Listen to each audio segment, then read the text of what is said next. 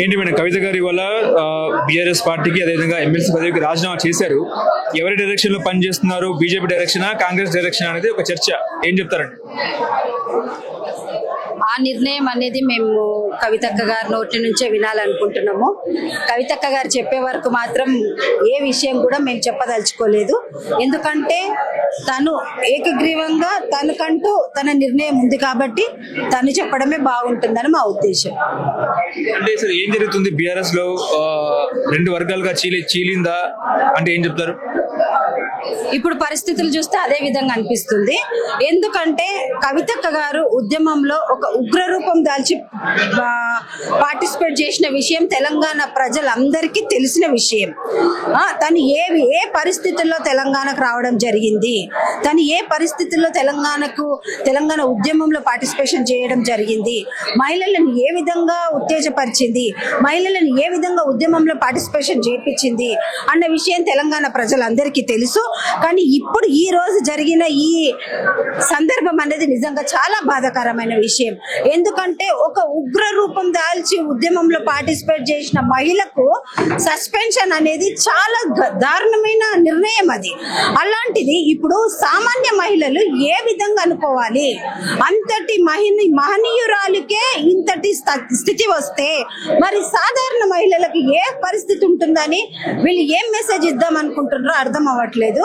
ఎందుకంటే BRS party మన Telangana party, మన తెలంగాణ రాష్ట్ర ప్రజల పార్టీ అని ఒక కుటుంబంగా భావించే పార్టీ ఇది. ఎందుకంటే ప్రతి ఒక్క మహిళ కూడా తన కుటుంబంగానే భావిస్తుంది. కాబట్టి ఇలాంటి మహిళలకు ఇలాంటి పరిస్థితులు తేవడం నిజంగా చాలా దారుణం. ప్రతి ఒక్క మహిళ కూడా ఈ రోజు బాధపడుతుంది. ఎందుకంటే ఒక మహిళా నేతగా ఎదిగింది కవితక్క. ఆమెను చూసి ఎంతో మంది మహిళలు ప్రజాపాలనలకు వచ్చిండ్రు, ప్రజా సేవలలో పాల్గొన్నారు. అలాంటిది ఆమెకే ఈ పరిస్థితి వస్తే మరి మన పరిస్థితి రేపేందనే అయోమయంలో ఉన్న పరిస్థితి ఇప్పుడు.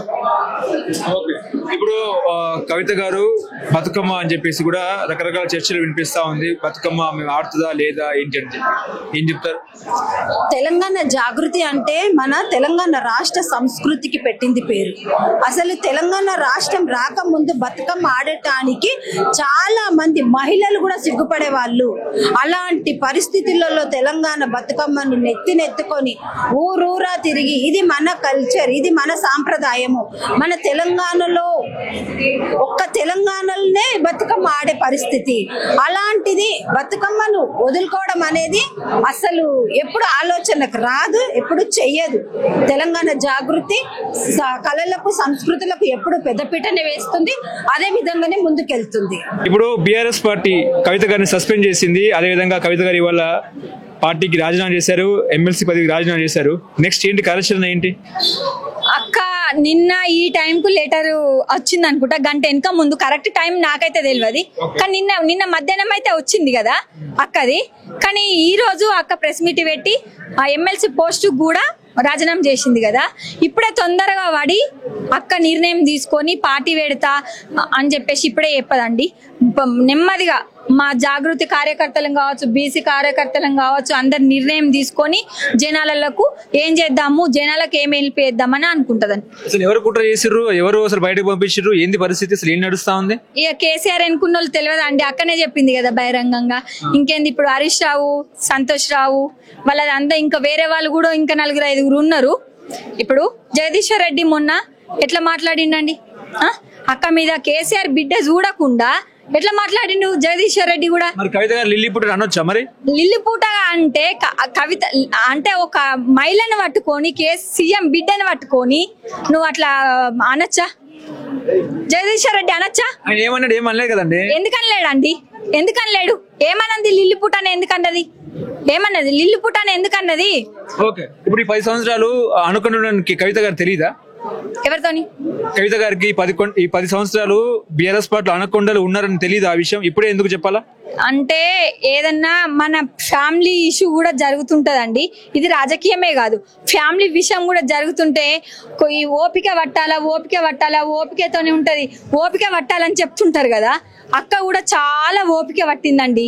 జైలు దాకా కూడా పోయేసి వచ్చింది, పార్టీ నుంచి పోయొచ్చింది. అక్కడ జైలు జీవితం కూడా గడిపింది. ఇప్పుడు నిన్న కవిత గారి ఫోటోలు ఫ్లెక్స్లు చించేశారుగా, దిష్టి బొమ్మ దగ్ధం ఏదో చేశారుగా. అయితే అందరు చేయలేరండి, బీఆర్ఎస్ పార్టీ వాళ్ళు ఇప్పుడు అన్ని నియోజకవర్గాలలో అందరు చేయలేరండి. కొందరు అక్క మీద పడనోళ్ళు ఉంటారు కదా, వాళ్ళ ఎమ్మెల్యేలు వాళ్ళ కార్యకర్తలను దోలేసి దిష్టి బొమ్మలు దానం చేసిరు అంతే. చేసినంత మాత్రాన వాళ్ళ మీద కూడా మేము చేసేదానికి రెడీ ఉన్నాం. లిక్కర్ రాని అని చెప్తున్నారుగా ఇప్పుడు ఎవరైతే బీఆర్ఎస్. అక్క ఓపెన్ గా చెప్పిందండి, లిక్కర్ రాని అని కాదు. పార్టీ నుంచి ఇయ్యల్లా విలేజ్లల్లా సర్పంచులు ఎంపీటీసీలు పుస్తలు అమ్ముకొని ఎదురుగా గల్లలు పట్టుకొని కొట్లాడతారు ఊళ్ళల్లా. నేను పార్టీ కోసము నేను జైలు జీవితం గడుపుతున్నా, నాది నా పర్సనల్ కాదు, ఇది నా పర్సనల్ కాదు. ఇయ్యల్ల నా పార్టీ గురించి నేను తెలంగాణ టిఆర్ జైల్లా నేను జీవితం గడుపుతున్నా అని చెప్పేసి అక్క చెప్పడం జరిగింది. అది కూడా వీడియో ఉందండి. కాంగ్రెస్ లో వెళ్తున్నట్టుగా కవిత గారు. కాంగ్రెస్ లోకి వెళ్లే ప్రసక్తే లేదు. ఇంకా వేరే మాట అడుగు, ఈ మాట మాత్రం అడగకు. BJP action, Congress direction. బీజేపీలోకి వెళ్ళదు, కాంగ్రెస్ లోకి వెళ్ళదు. హలో, తెలుగు రాజ్యం ఛానల్ చూస్తున్నారా? సామాజిక రాజకీయ జీవన చిత్రణే తెలుగు రాజ్యం. అతిశయోక్తులు అసత్యాలు ఉండవు. రాజకీయ కోణం కాదు, ప్రజా కోణమే కొలబద్ద. తెలుగు రాజ్యం వీక్షణ మీ ఉత్తమ అభిరుచికి నిదర్శనం.